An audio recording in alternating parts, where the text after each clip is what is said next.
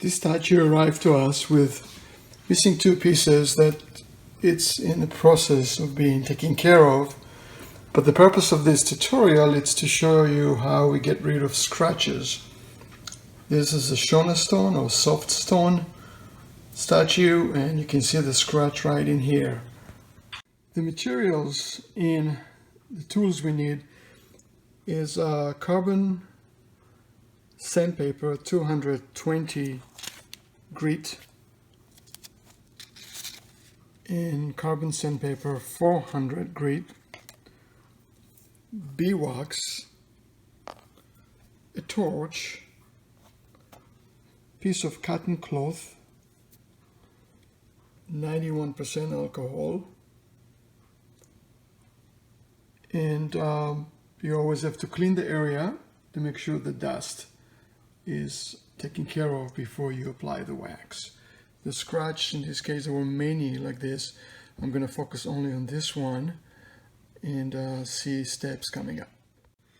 Okay, the first step is taking the 220 grit and sanding this, trying to minimize the area of sanding, and you have to sand it all the way through so there would be no signs of the scratch. So basically you altering the shape slightly, but it's so insignificant that it wouldn't matter. So you stop, you clean it, and you can see the scratch disappear. Although the surface is a little bit rough of the high level grit that we used, and I use the 400. And again, you go lightly, try to go in circular motions, get rid of all the lines, and it's going to look much worse before it looks better. Turn it to a place that is not clogged.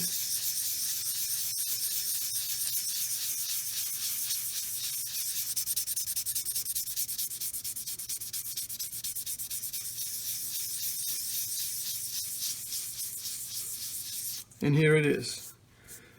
So you take alcohol,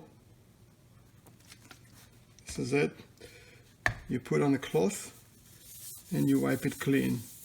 You can see that when it's wet it disappeared, although as it dries, just like a stone in a river where it's wet it has one color, when it dries it's a different color. But that would be verification for you to know that you don't need to sand anymore. I'll do it again. I'll put more alcohol, get it wet, and inspect it, see that I don't see any sign. The next thing we need to do is to repeat that process, but with something permanent. The alcohol would evaporate. You can see that now you see the dull surface that we sanded, and what we use is the wax. In order for the wax to cover the surface permanently, we need to heat it up. So I take a torch. That's the GB401. It works beautifully. We have a few of them for years and they just never fail, or I shouldn't say never. Every few years we have to replace it. But it's pretty reliable. You put the heat on and you heat it up. Don't go too close with the flame. If the stone gets too hot, it will chip and the piece can jump into your eye or your face or injure you. Make sure you wear glasses when you do that. I forgot to mention this earlier. So now I'm taking the beeswax, I'm heating it a little bit, and I'm applying it into the area. I'm heating it again. And there would be much more wax than you really need. You want to make sure that all the area is covered. And now you're heating up the wax, make sure that it's liquid and it penetrates the surface. You close the torch, shut it off, and remove the excess wax. Then you heat it up again.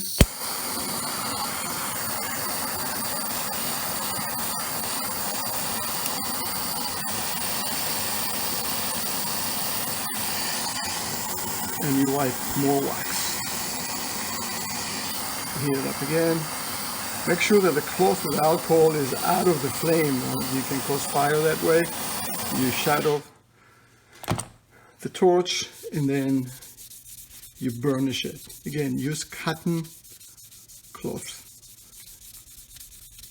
You put a lot of pressure, you move it fast, you change the surface.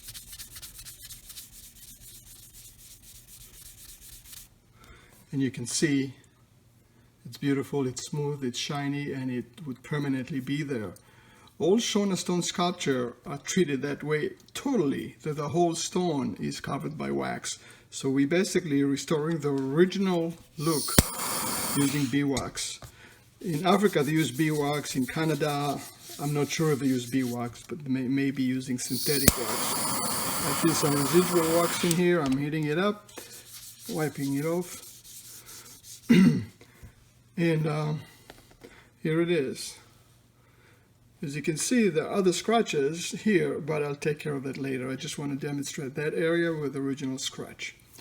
Thank you from Lakeside Pottery. This is Modi Bakar.